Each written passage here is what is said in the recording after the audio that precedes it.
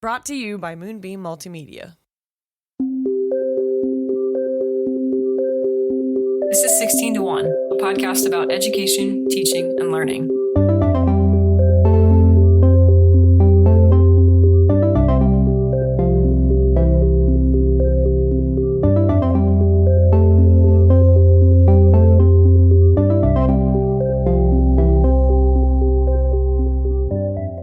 Hello. Hi. Hi. We're back on the real rig. We are. We're back in our studio. We're not recording in a motel. Nope. That was an adventure. Hopefully that's a one-time thing. It was a fun adventure, but it was a difficult recording environment. It was. I liked the banging in the wall we had to cut out at one point. Do you remember that? I was liked just, like, loud. when the upstairs sink would drip. Yeah. That was a nice touch. Yeah. Children screaming.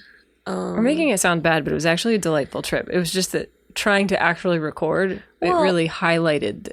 these are all the sounds you don't think about. Right. Yeah, it they're just hotel sounds. The soundscape of the little motel. Until you're looking for a quiet place, and then it's like, the kid next door. Right. So we're back? We're back. We're in the full swing of Olympics watching now. I don't even know. You become a different person. Yeah. Like, I don't quite know who you are right now, except for Olympics watcher. This is Olympics, Katie. Yeah. Here's the thing. If there's a reason to cheer for a sport, I will do it. Okay. It doesn't matter. I just love it. Mm-hmm. I just love, especially team sports. They really get me pumped. I did not know that I like rugby, but I really like rugby. We like rugby. It's very cool. We got very into rugby with our friends this year. Yeah. And the women won bronze, which is the first time that they've sevens. ever won a medal. And it was just so much fun. I'm not a huge sports watcher. I will watch sports, but it's not like, a defining feature of my life. Really. No, it's my whole personality. Right. Yeah. But I will say that there is something magical, even as a non-sports watcher, about that sport in particular. It's way more interesting than watching soccer or football, American football. Mm-hmm. It's just the pace of the game is insane. It's super fast. It only lasts like 20 minutes, right? Or something like that. My complaint is it's too short. Yeah, I want to watch more of it. I think for sevens it should be longer. I think you should contact the Olympic Committee. So I think we, along with our friends, are now maybe converting to rugby. Yeah, we were all looking up teams around our area, trying to figure out how we can watch this sport a little more often. I just think that the Olympics are like a really magical, romantic thing. Mm-hmm. And you really get into the spirit of the coming together across the world. I do. Blah, I blah. think this is like one of the few times that America actually does that. And I think that's probably why I get so excited for it. Also because what a gift to be able to watch the most insane athletes. Yeah. Like, there's, like, as someone who just loves sports as much as I do, like, there's no way better. I like to try to figure out how people's bodies do those things. Every time a gymnast does something, I'm, like, stressed. I'm, like, clenching my jaw. I'm, like, tightening my shoulders. I'm, tense my legs up. Like, that will somehow improve their landing. That I can somehow transfer. Trying to help them stick it. I don't know what I think I'm doing for Simone Biles. She doesn't need me, but we just watched the women gymnasts win gold, and they are just, wow. It's a great time. Also, I think what makes the Olympics fun, at least in our case, is that our friends are very into it. Mm-hmm. And so we had like a watch party, and so it's been a very community-minded event, which I think is the point. Yeah. So it's been fun. I'll be devastated when it's over. I think if I was teaching, I'd have to quit. I think I would have to take a 2-week leave. I don't know what I would do. Because waiting for prime time is not any fun. Is it still going to be going when you go back to school? I'm just saying, if the school year started, like, some schools start August 1 or something. Mm-hmm. If that was me, I'd have to take a leave of absence to start the year. Or I would just be like, sorry, kids. Everyone, look. Fencing. We're all very into fencing today, Anyways, this episode. Before we do the news headline roundup, just want to remind our listeners to sign up for the 16 to 1 podcast email newsletter. You can do that on our website. Get the latest updates, episode announcements, resources, workshop offerings, other things like that from Moonbeam Multimedia. That's us. Education news headline Roundup. This is where we compile and analyze the most compelling stories and research from around the world about all things teaching, learning, and leading in schools and other educational environments. Yeah. So we're going to stick all of our sources for this in the show notes. We do that for each episode, and you can find all of those on our website at 16to1.com/archives. Would you like to take our first headline today? I would love to. Okay. Here we go. Didn't we talk about when this guy got hired? Probably. Okay. All right, go for it. NPR voice. Yep. Here we go. Yep. University of Florida President Ben Sasse announced his resignation from his presidential position effective July 31st, 2024, citing the need to focus on his wife's health and family responsibilities. Sasse, who took office in February of 2023 for a term that was to last through 2028, will keep working at the university in a teaching and advisory role as president emeritus.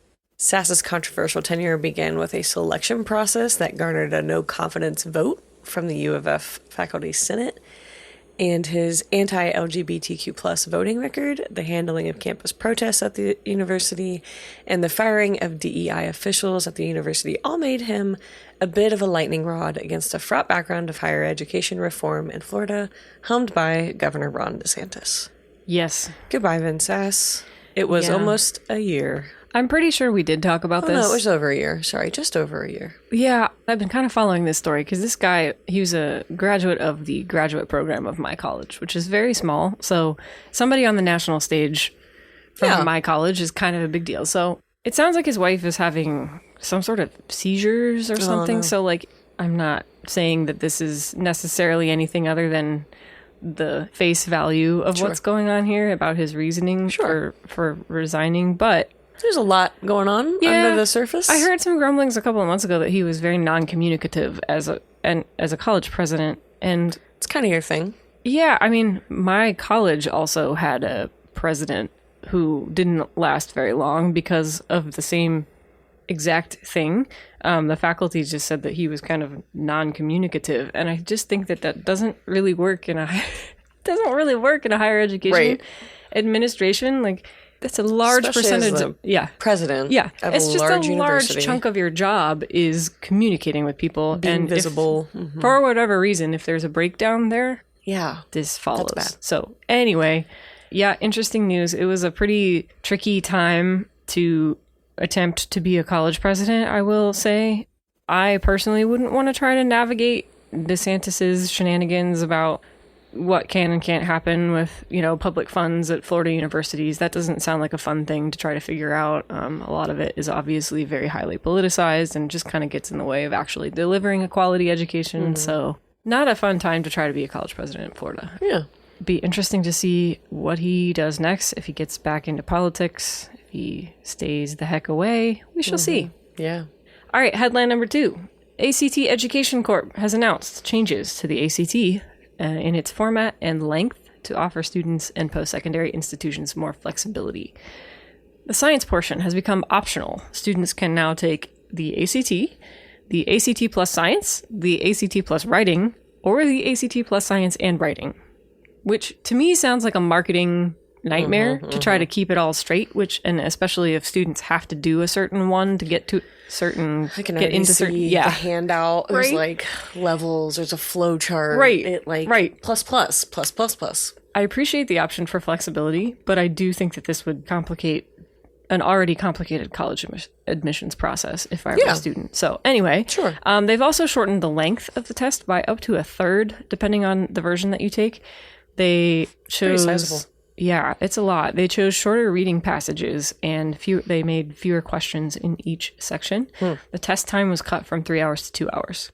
They will also now provide an online option in addition to paper tests, which frankly I did not realize they didn't already do, but apparently this is a new change that they are now offering an online version. They're kind of following in the footsteps of the SAT. The SAT went all online earlier this year, but the SAT also shortened the test by a third. Interesting. Yeah, I'm really curious to see if these changes are going to be better for students in colleges in the long run. I think one could make the argument that the length and rigor of the test was something that helped colleges understand incoming students. I'm just not sure what this is going to do. Any change in these testing measures always it's hard to predict what the downstream effects of it are going to be. I also wondered whether these changes have anything to do with the recent takeover of ACT by the private equity firm Nexus Capital Management, which I did not realize had happened until I was researching for this headline.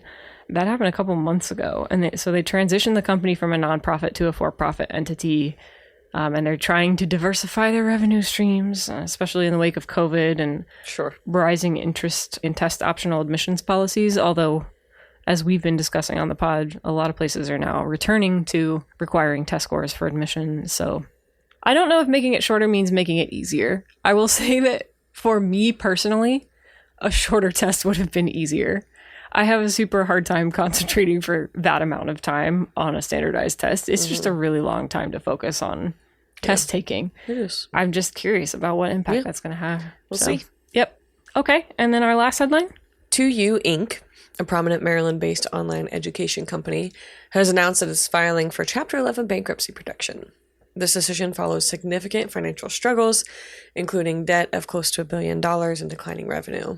The bankruptcy allows 2U to cut its debt in half and tackle challenges such as increased competition from universities, many of which have developed their own online programming and credentialing pathways. 2U is known for having purchased edX, the learning platform built by Harvard and MIT that partnered with Harvard's flagship CS50 course in computer science in 2021. The gamble appears not to have paid off, and 2U is declaring bankruptcy amidst increasing scrutiny by the U.S. Department of Ed and the Securities and Exchange Commission, who both have taken an interest in 2U's recruitment practices and its abilities to support university partners. Yeah.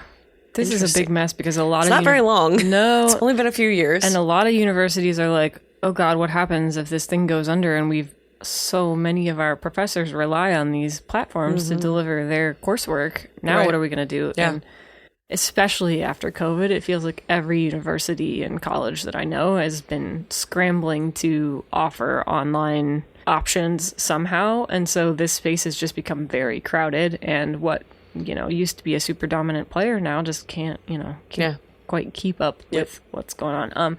I was a little bit sad to hear this just because edX, I remember back when edX was like cool, when everybody first started talking about online learning platforms and MOOCs and stuff, I might have even done this course, the CS50 course, because everybody I knew was talking about it. And they're like, you can go take the same course that you would take if you were going to Harvard and learn about computer science. And that to me at the time was pretty neat. But why not? Yeah, it's been a really long time since I was doing that, so I can't quite remember what it was like. But anyway, this is going to be a big change for digital learning in the US. Yes, for sure.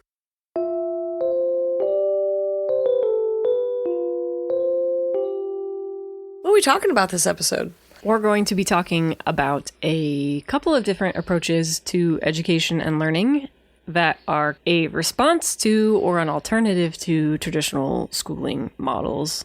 We're going to focus, as we usually do here in the U.S. We're going to talk about free schooling, unschooling, democratic schools, a couple of other approaches to learning that are unconventional, at least to you, a public school teacher. I do want to just set this up by saying that we come to our discussions of educational policy and practice, you and I, Katie, both as products of the K-12 public school system in the U.S., and in general, we're pretty big fans of the public school system. Many of our friends are public school teachers. We think that public education is a vital public good. Can I say that I'm a really proud public educator? Yes. It's a great pleasure. Absolutely. And I feel very thankful. For sure.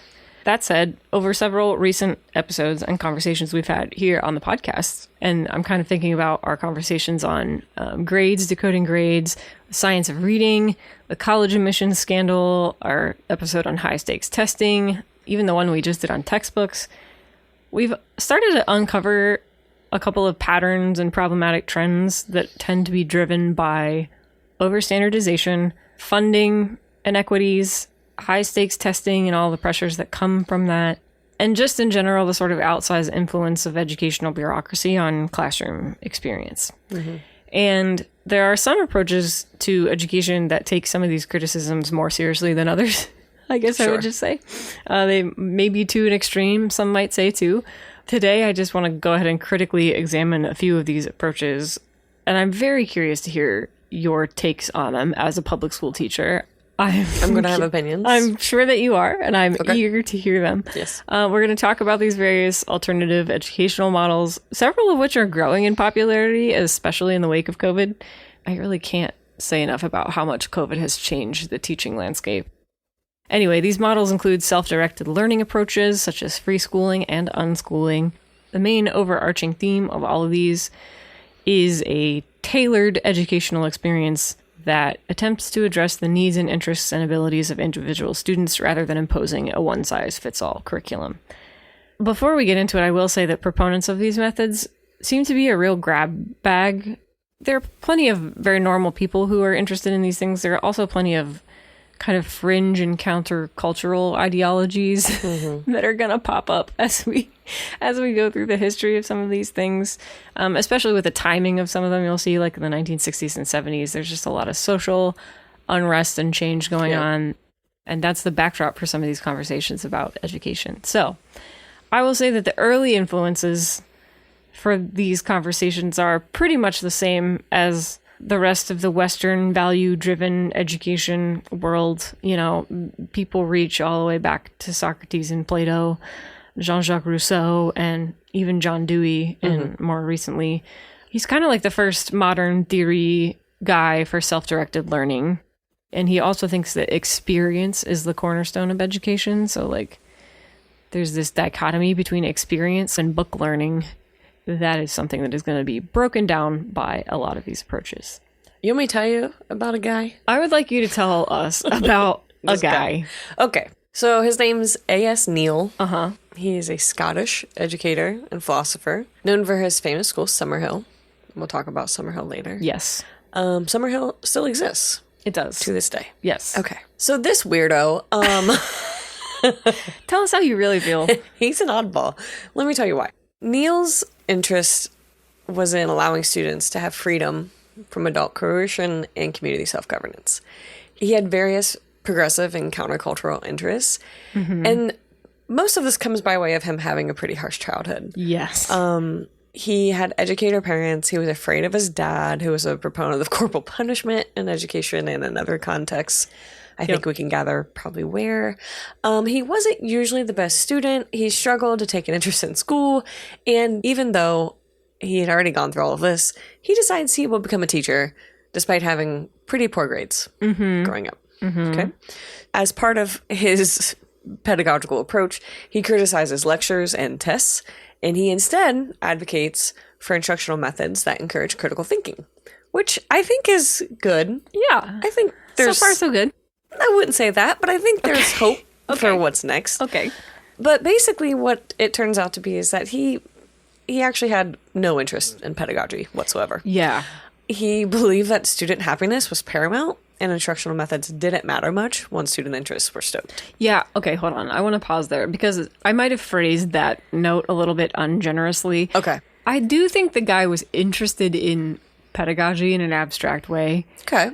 But I think that he thinks that pedagogy should be completely driven by student interest. Gotcha. So it's not as if he thinks doing the work of helping students learn is unimportant and should be random, but he would say that he was totally uninterested in pedagogy as you know it. From like, you know, as a graduate of a teacher education program, like that stuff is just not on his radar. So, well, he also chose to offer psychoanalytic counseling to students, but had no license to do so. Yeah. So he was just... I think he called it something else, tried to skirt this by calling it private lessons or something. Sure.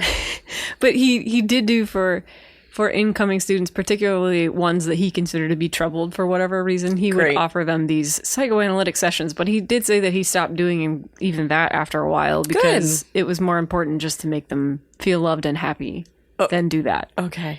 Sure. Yep. So Neill was considered radical even by other so-called radical peers, and he did not really identify with any of the contemporary progressive education reformers of the time. Yes. So he's an island. For sure. An important note about Neill's school, Summerhill, Max Rafferty, who was an American writer and educator and politician and was a 2-term California state superintendent of public instruction, once said this about Neill's school, Summerhill. This is the quote. It is a, quote, caricature of education. End quote. And others saw the school as too dangerously close to a cult of personality, which I think we figured out without having to say it. But I think Neill, like I said, he was an island. Okay. Yeah.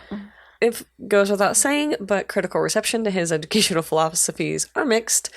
He's considered to be amongst Britain's first educational celebrities. And in the 60s, a wave of copycat free schools popped up in America after Neill published an American edition of Summerhill, which was his book about his radical schooling initiative. Yeah. And I think that there are other schools elsewhere that are based on this model. Yes.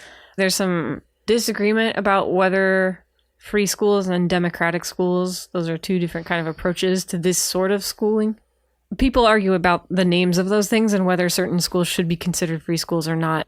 Some disciples of Neill thought that people who were calling their schools free schools didn't understand Neill's philosophies. Sure. So there's kind of like a battle over legacy here that I think is super interesting. And even though he seems to have had some fringe ideas, some people who are more protective of his legacy tend to think that the more fringy bits are maybe not exactly what he meant and that there's been a big misunderstanding.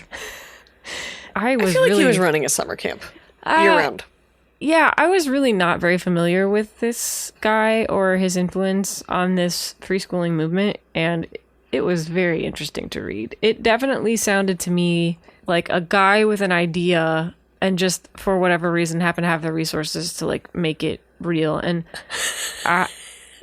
he just had enough money. I mean, Summerhill is still operating, and like its students do interesting and cool things. This was either at Summerhill or another free or democratic school, so I'm sorry if I'm getting it wrong, but there was like a court case where the students showed up to try to basically sue for their right to do something that wouldn't normally be given to children. And they showed up and kind of argued on behalf of their case, and they like met and did one of these councils, these, because they do kind of community-driven governance. They're self-governing communities.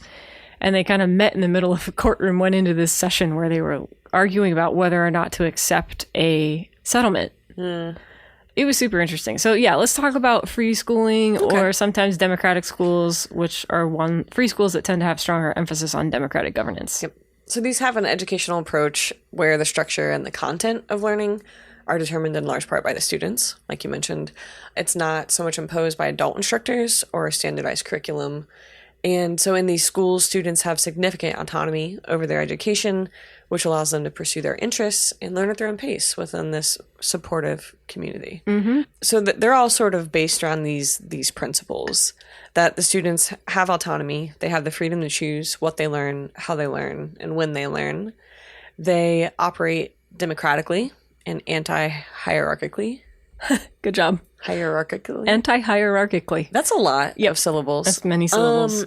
And so what that means basically is that students and staff are equal in their say and decision-making processes. I did want to put a note in there about that because it's not just all willy-nilly. If the staff are going to discuss an individual student, they'll ask the students to leave. So it's kind of like an executive session thing so that the students aren't hearing gossip about random students. Yeah. So they actually do some work to insulate students against more of the administrative banter. The students and staff, though, both work in setting rules, managing the resources, and resolving conflicts or addressing any type of rule breaking. Yes. In my mind, it's like a secret council. Okay. It kind of is. Well, the one thing that I was reading is that some of them have ombudsmen. So they'll have students they have administrative duties of resolving conflicts. So if there's a conflict between two students, you first go find an ombudsman who tries to mediate the conflict. And if the conflict can't be mediated, then it goes to like a bigger council. Okay. So it is kind of like it's not secret, but it is a, okay. Do they wear hoods? I don't know. I mean, they all are in Nixon masks. The UK, so they might be in robes with the little hairdos. Yeah, they might be. I would like that. I don't know if Summerhill has uniforms or not. Probably not. Okay. I don't know why a place like this would have a uniform that's completely... That is a good point. Well, maybe that's completely off the rocker. Well, maybe the students have decided on it. Yeah, maybe the students have decided that... Maybe they learn in the nude. They actually did discuss classroom nudity at one point. There was something that I was looking up, and it was like, students tackle everything, including whether nudity is okay in the classroom. So I know you were joking, but apparently they discussed it. Okay, well, anyways. Okay. Again, I'm a really proud public You're educator. really struggling. Okay. Falling apart. Attendance at classes and activities is typically voluntary, so students are not forced to participate in specific lessons or adhere to a strict timetable. How do you feel about that one? I could barely say it. Okay, students focus on self-directed projects and experimental learning rather than traditional lectures and exams. Oh, can I pause you for a second? I'm fine on with the that. attendance thing. That's all bad. Yeah, but why do you think it's all bad? What if it's the case that most students show up most of the time anyway? As much or maybe even more than they would in a traditional attendance model. That'd be fine. So it's not bad in principle. You're just saying if in practice it turns out that people don't show up, then it's bad. Yeah. The no timetable, that would be my first exit. Yeah, right. We'll talk more about the timetable when we talk about unschooling too. I know that timetables and schedules are very important to certain kinds of learners. For sure. Like I will teachers acknowledge with that. OCD. Okay. Okay. All right. Free schools generally avoid traditional grading systems and competitive ranking, and instead the focus is on individual progress and cooperative learning. I like that. Mm-hmm. So there's a couple pluses here. Okay. Okay, a couple examples. Like we mentioned earlier, Summerhill in the UK, which is Neill's creation, it has 75 students. It was founded in 1921. It still operates to this day. The students live collaboratively in communities, and there are no set criteria for success. The schedule for these students vary depending on age, and as you get older, you have more and more freedom. Another example is called Sudbury, the Sudbury Model Schools. Mm-hmm. They were initiated by the establishment of private institution Sudbury Valley School in Framingham, Massachusetts in 1968. That model offers a radical form of education where students have complete autonomy over their learning and participate equally in school governance. The model is characterized by self-directed learning, democratic decision-making, and mixed-age interactions promoting independence and personal responsibility. There are others, though. Yes. Tons of others. Yes, I read about a bunch in California and all over, probably every state. Yeah. But those are just a couple of the ones that have sort of persisted and made a name for themselves and have kind of etched their way into a more mainstream existence. Yep. I have lots of thoughts. Do you think you would do well either attending or teaching at a free school? No. Or a democratic school? Why is that? Democratic school, I think the premise of a democratic school is really interesting. Yeah, we've even talked about how you are making an effort to give your students more responsibility over their own governance and learning. I think that's important. Yeah. I think it's important. That's my statement. But you would struggle with the lack of structure, it sounds like. I would have to see it. Mm-hmm. I would have to see it. I would have to, yeah. Oh, I would love to go observe at one of these schools just to see. Yeah. Just to see what it's like. I would just have to see it before I can say anything else. In my head, absolutely not. If I saw something in practice, I might be able to somehow fathom it, but no, otherwise. Well, okay, but say more. Say why. I think that as a person who thrives on routine, that could be hard for me. Yeah. But maybe their routines exist in other ways that could work for me. When I was reading about Bunbury, what was it called? Sudbury. No, the other one. Summerhill. When I was reading about Summerhill, it kind of made it truly sound like your favorite summer camp. Yeah. And the topic of the day was like whatever you decided to stumble upon. And you and I kind of talked about this off the pod, but like you are a person with tons of interest and I'm a person who doesn't know what they're interested in. Mm-hmm. And so I'm trying to imagine a younger me trying to learn in that environment. And I think I would be so overwhelmed that I wouldn't even know where to start or to think about what I like. Because even as a 34-year-old woman, I'm like, I don't know what I like. We talked about how we thought it would be a struggle for both of us because we're at opposite ends of this spectrum. And I have a question down below in the discussion section where, I was trying to figure out, like, what if you don't know what you're interested in? Mm-hmm. Or what if you're interested in basically everything? Yeah. Does this kind of education that allows for so much personal choice to be exercised, does this sort of education serve that student well, or does that student need more guidance and structure around the question of discovering curiosities and discovering interests? And good question. Maybe unschooling, which we're about to start talking about, is going to be even more of a difficulty for you if I had to guess, because unschooling is even less structured as far as I understand it. So actually, let's just get into it. I'm going to start by talking about John Holt. This is an American educator and author of Growing Without Schooling, which was a homeschooling and unschooling newsletter, very popular at the time. Holt became disillusioned with traditional schooling systems after a few years of working within a traditional schooling system as an elementary school teacher. His background is so different from Neill's, and it is fascinating to me that they both came to conclusions about the school system and there are such radical approaches given how different their own educational backgrounds are. So anyway, he's a Phillips Exeter Academy and Yale University graduate. Okay.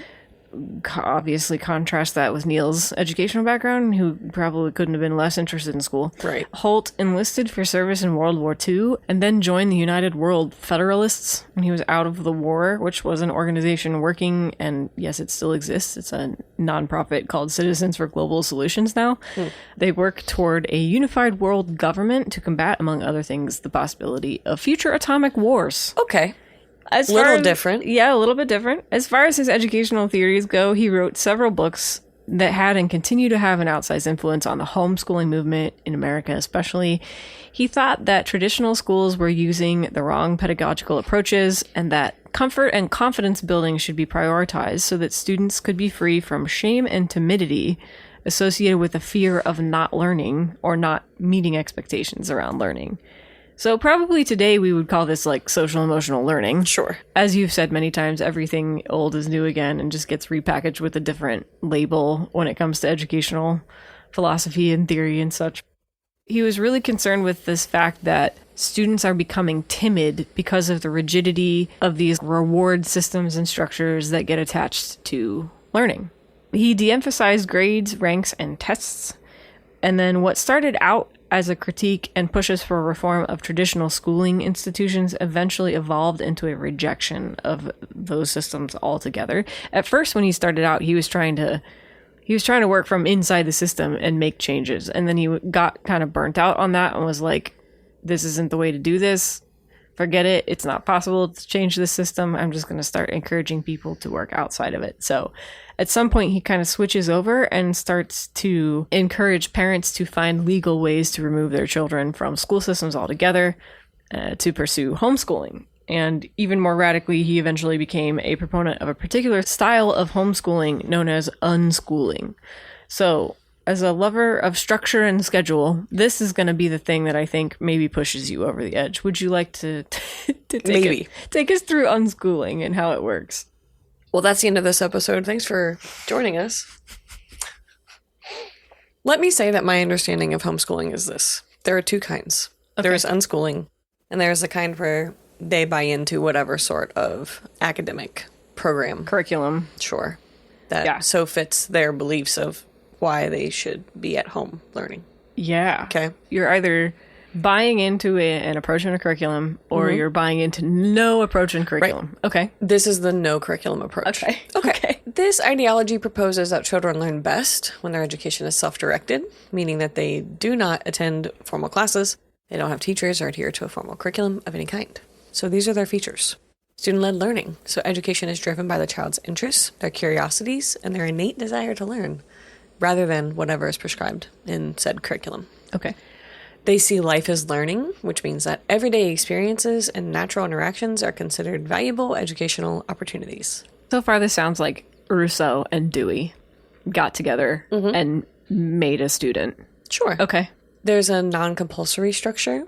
So there are no fixed schedules or mandatory classes. Learning happens at the child's own pace and according to their timetable. Proponents argue that this approach doesn't lack structure, but that the structure is one that the learner takes responsibility for shaping. The parent, their role is a facilitator. They're a guide and a facilitator. They provide resources, support, and encouragement, but not impose educational goals or assessments. This is just the role of whoever is at home with said child. Yep. So that's kind of what's happening. A student wakes up and says, today I like airplanes, and the day is spent on airplanes. Okay, so tell me of your beefs. Okay. Let's address your beefs with this approach. Well, I'm going to sound like an ancient when I do this. You're an old. I'm an old. Get out with it, old. Okay, how many times can I say the word structure? Yeah. That's going to be the game. Structure, schedule, something like that. What was your question? What?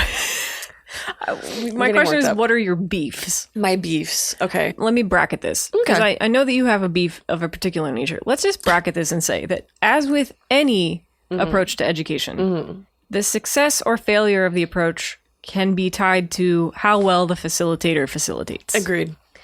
That problem becomes way more powerful in this context of unschooling, where you're either in like an unschooling collective for socialization purposes, right, or you're just a single, at home environment where you're just learning in your home. Right.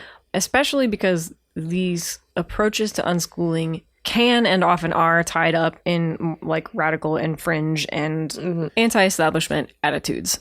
So let's just leave that to the side. Let's look at some other critiques that don't have to do necessarily with the nature of the person delivering this kind of opportunity for a student. Sure. Okay.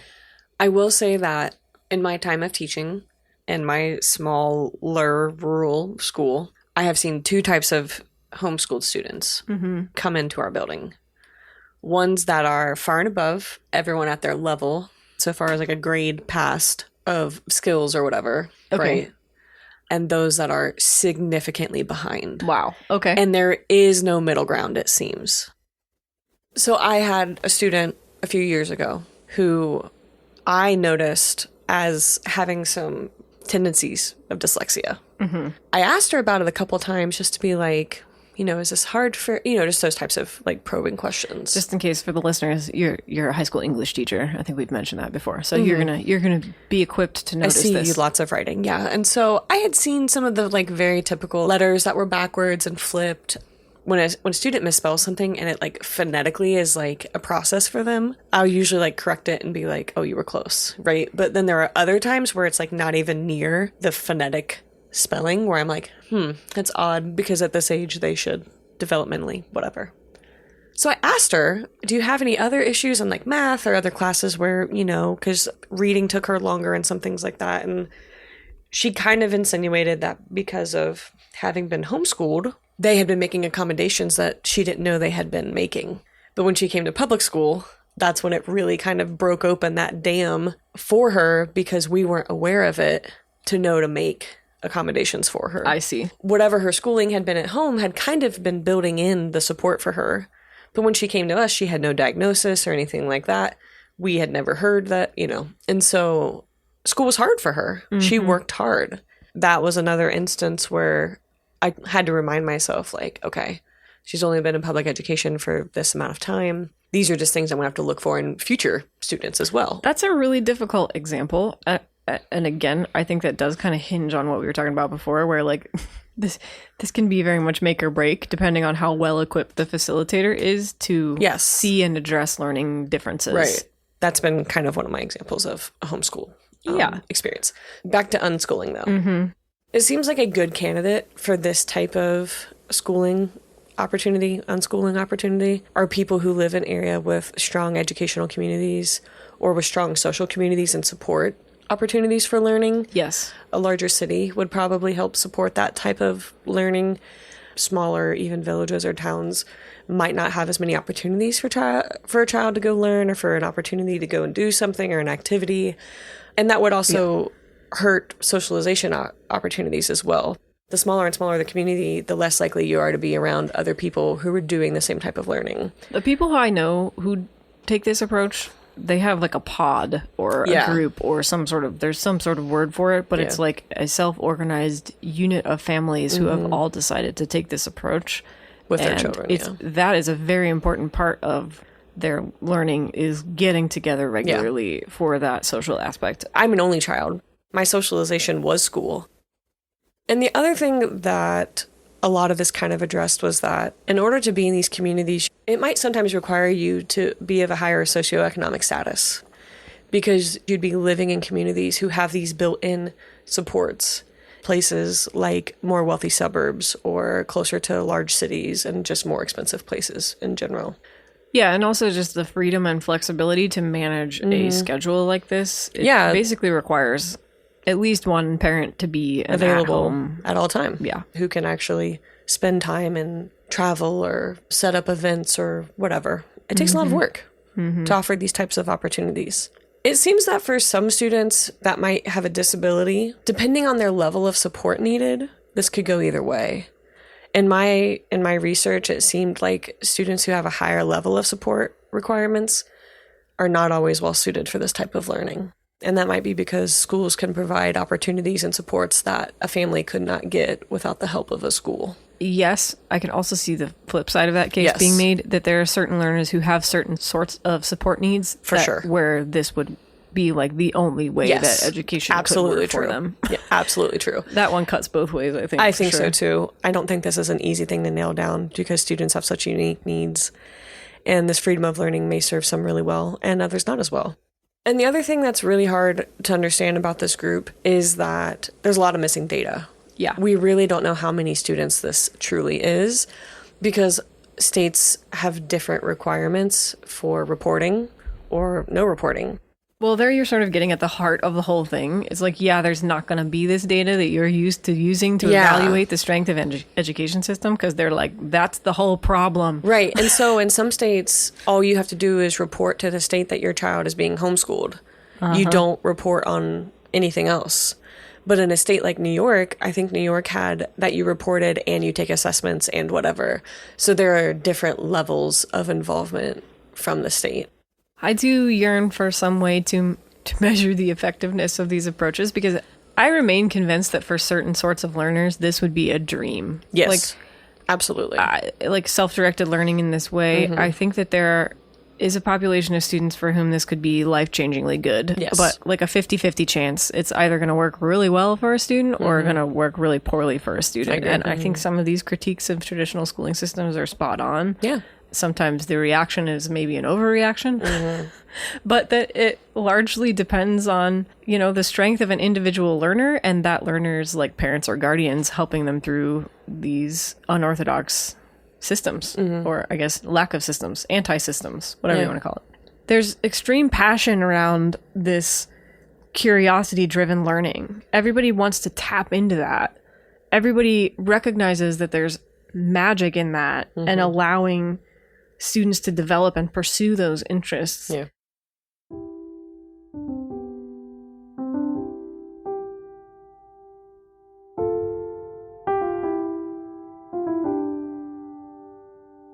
How do you think the free schooling, democratic schooling, or unschooling approach would work for the student who doesn't know what their curiosities might be yet? If I was to pick one of these for a learner like me, I would probably have chosen Neill's school. The Summerhill. Yes. Why is that? The way that I understand their schedule, there are like offerings every day, and you get to pick of those offerings what you're most interested in attending. So I think that that could work for someone like me. You have like a menu of options. I think that type of thing might be best. As someone with OCD, if I become too engulfed in something, I never get out of it. Yeah. And that would scare me a little bit for my younger self. Because you could find yourself going go all the way into something. And that, I think, could be a worry, personally. Why do you think that's a worry? I don't disagree that that's a worry, but why would you characterize that as a concern? Because as I've gotten older, I've realized that some rabbit holes are okay to fall down, but we don't live in the hole that we dig. Okay. And that would be my worry. Okay. I would also add on that point, too, that I think that having broad knowledge is usually a good thing. Like you don't want to necessarily. I think there are a lot of problems that can come from over specialization or hyper specialization. Well, and especially just because, I mean, how many people at home with a child know what to look for, know what to expect? You might think you're really supporting your child's interest, but not knowing that. And this is just in my case, so I'm kind of like really sweeping broadly here, but you might not know that what you're doing is actually hurting them in the long run because of this compulsion for things. And like I said, this is very specific to my needs. Yeah. But that would just be my concern. So your concern as a learner in one of these models would be hyperfixating on something. Sure. My concern is being directionless. Yeah. Because that's kind of an overarching theme of my life. Being somebody who's interested in a lot of things means and that... And I think what I said and what you're saying are very similar, too. I think they're flip sides of the same coin. But I think that in both of these questions, we have to ask about the cultural attitudes surrounding those inclinations and like why we think they're bad in the first place. So I guess I'll just ask about that. Like, how do cultural attitudes toward education specifically influence how we accept these types of models or approaches? And like, how does this vary even around the world? I think this would work better in certain places where there's not a strict and stringent hierarchy seems to be required. Yeah. And I would also just say that, especially since COVID, I think that a lot of this is a fad of learning. This took off. It's reactionary. Yeah. Okay. I mean, this took off in the 50s and 60s. Numbers didn't keep climbing for some time. And so it's just kind of a fire that keeps getting stoked over time.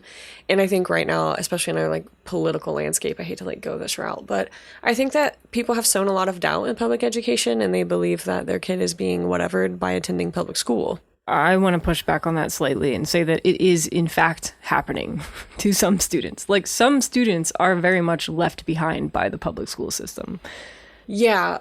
What I was referring to is sort of the political thing that we are turning your children indoctrinating into. Students. Yeah. I see. And I stand firm that if I could indoctrinate them into anything, it'd be to have their homework done and bring a pencil. My stakes are so low.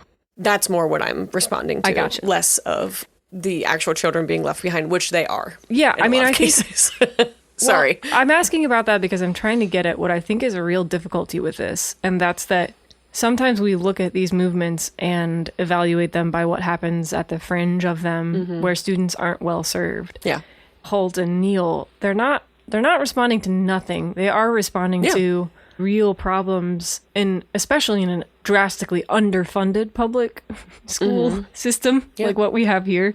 I think the limitations that we have on the way that we do schooling in this country and the way that we resource for schooling in this country does create some of the problems that these people are trying to address by these alternate systems. I do wonder about the implications of widespread adoption of this, because I really am a believer in the social project of the public school. And that's something that kind of transcends any individual student or learning or anything like that. Like, I actually think that the institution itself offers opportunity that is super important to provide for a variety of reasons. I'm curious how... I mean, we both see schools as the heart of any community. Yeah. So I think that's a factor in what you're saying, is that that's the livelihood of a town or whatever. How do you think the attitudes about like social stratification and equality would change if this were like more of if this had a wider adoption, unschooling or free schooling? How do you think our views of hierarchy and all of these things, how would they be affected by this? Like that we might see it start to spill over in other places? I would think that it would have to. Yeah, I think it would. I mean, and not to the extreme of what you're saying or what we were talking about earlier with the democratic schools, but that has been something I've been working on with my students. And so I would be excited to see that kind of take hold, because I would love to see students being more integrated into decisions. A school is only better when everyone has a say in it, right? And so that would excite me. I would love to see that as a factor. What do you think this would do for like student self-esteem and motivation and stress I think it would. Stuff like that? I think it would improve mental motivation health. And because what makes you feel better than being encouraged and being valued and heard and respected? These are all the things that make people tick. So if a school is the one able to provide those opportunities, all the better. I think part of what's powerful about these unschooling, free schooling models is that school or learning in these models is not something that happens to you. Happens with you. You're part of it. Well, you are making it happen. Yeah. The drawback is that if you don't feel like making it happen that day, it doesn't happen that day. Yeah. Which is true. But maybe that's okay. Yeah. Maybe that's a more humane way of seeing the project of learning. Like, we're not just churning out little automatons who can take tests. Like, maybe our approaches to learning and pedagogy should take into account the fact that kids will have off days and are humans and have varying interests and passions, and that we should do what we can to kind of honor those in every possible way. Like, but I think that what you're saying about how this represents a kind of like extreme, we might be better serving more students if we pick and choose what works really well from these approaches and try to incorporate them into our own, our existing traditional education system. And I would love to see that. Well, I wonder if it's possible, because like what would make Holt flame out so hard on that? People have tried. Like, there are all kinds of people who are trying to reform formal educational systems in this country who are just, I hear a lot of the feeling of banging one's head against a wall. And it's just because there's so much I don't know, baggage, I guess. Yeah. Well, with the way that we assign value to certain behaviors and outcomes in the education system. Maybe the biggest factor at this point with this type of learning is that we don't have enough teachers to support it. Yeah. That's the biggest flag for me at the point, is because these things are only made possible by lower classroom numbers. Yeah. Every time I hear like individualized learning, I'm just like, great idea. You need like 1,000% more teachers. Right. Let's start by tripling our order. Yeah. We do not have teachers. We do not pay teachers. The funding does not allow for more teachers. So this is not going to be an option until more people want to teach, and the people who are being paid to teach stay to teach. And it's not the most soul-sucking thing at any given moment. No, I mean, I love it. But in the summer, I'm like, man, this is nice. Yeah, I get it. Maybe we should stop defunding education. Maybe we should stop defunding education.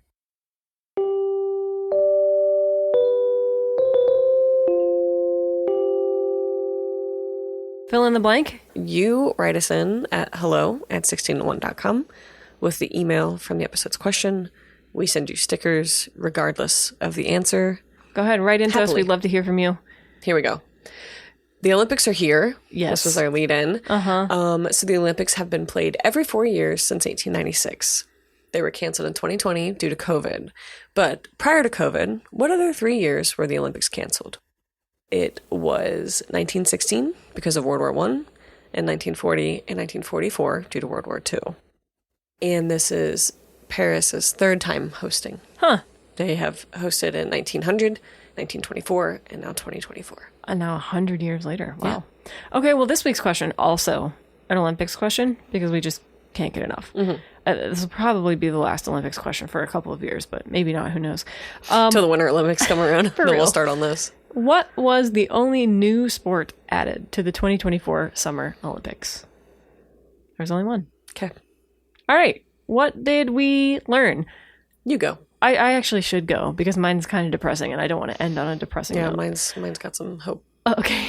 Yeah, you're in charge of hope this week. So what I learned was that Paramount Global deleted more than 2 decades worth of articles, videos, audio, and other content on music and culture from mtvnews.com. Just doesn't exist anymore. Tons of music journalism wiped off the face of the planet, and nobody can access it anymore. There might be a few things here and there on like the Internet Archive's Wayback Machine or other places that have saved chunks of the internet, but for the most part, MTV News archives are just gone. Paramount has been struggling in various directions, but I think this is just like a cost-cutting measure. Somebody didn't see the value in keeping the archive online, and now a huge part of our cultural history is just gone. And if you'd like to learn more about this phenomenon and how it impacts, like, learning and culture and all kinds of stuff, go check out our episode on the disappearing internet, because we have talked about this at length. That's a pretty big bummer. So that's what I learned. What did you learn? Okay. Bring us the hope. Mine's about the Olympics. Okay, go figure. All right. Our United States women's water polo team coming into this Olympics has won an unprecedented 3 gold medals already. Okay. They haven't finished their tournament this year yet. Okay. Or at the time of this recording, I should say. Because it's not a really high profile, high status athletic event. Many of those women have multiple jobs in order to support their training, which is more common for Olympic athletes than you might think. So even WNBA players, they go play overseas during their off season to support themselves because they don't make enough in the season to support themselves the whole year. So this is really common, especially for female athletes. Yeah. One of the women's water polo team members, Maggie Steffens, she posted on Instagram in May about the tough road to the Olympics for many of her teammates, basically attributing it to how hard it is to work jobs and train and perform at a gold medal level. And so of all the heroes to swoop in to this Olympics, it was Flava Flav. Flava Flav somehow committed to supporting and sponsoring the team. He has made an undisclosed donation. He's agreed to a 5-year partnership with them to help better support them financially and help bring interest to the sport. And so Flava Flav is a U.S. women's water polo team. They're hype man. I love when people support women's sports. This is my favorite soapbox. This is the hill I will always die on. And why not Flava Flav? Why not? Why can't more of these people invest in these teams to compete at these levels? Yeah. To help make sure that, in this case, these women can train and support themselves. I think it's super interesting how much like cultural conversations and the way that the media chooses to cover these athletic events can change our feeling about them. Like even the difference in watching the Olympics, not watching the like pre-fabbed NBC coverage, or we're instead watching just like the various feeds. And I'm just like, I've never seen humans do whatever this is that I'm watching right now. Like, I don't think I could tell you that I've ever watched a women's rugby team prior to this week, and it's just like awesome. But it did make me wonder, why are we so singularly fixated on like women's gymnastics at the Olympics? Yeah. That's what gets all the coverage and the talk and the chatter. And it's not that it's not a great sport to watch. It's just that why do we see certain of these sports as like the prestige ones?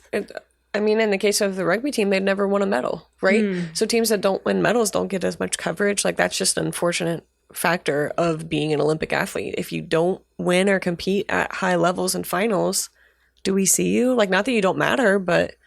Hold on, can I pause there? Because, like, winning is not enough, though. Because you could just look at the pay disparities between, like, the U.S. national women's soccer team versus the men's. Yeah. For an example of a team can do so much better performance-wise and still not be given the media coverage or the funding that peer teams of different sorts get. Yeah, I guess I was just responding to gymnastics specifically. Yeah. But it's sort of like...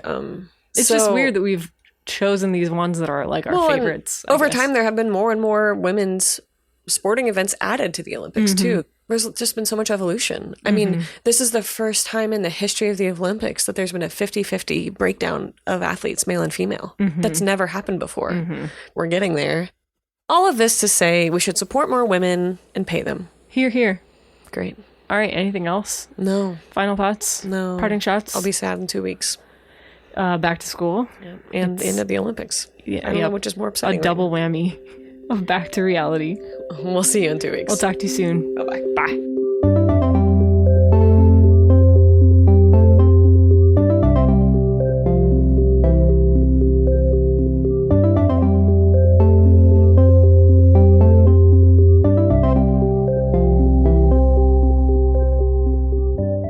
Listeners, thanks for supporting 16 to 1.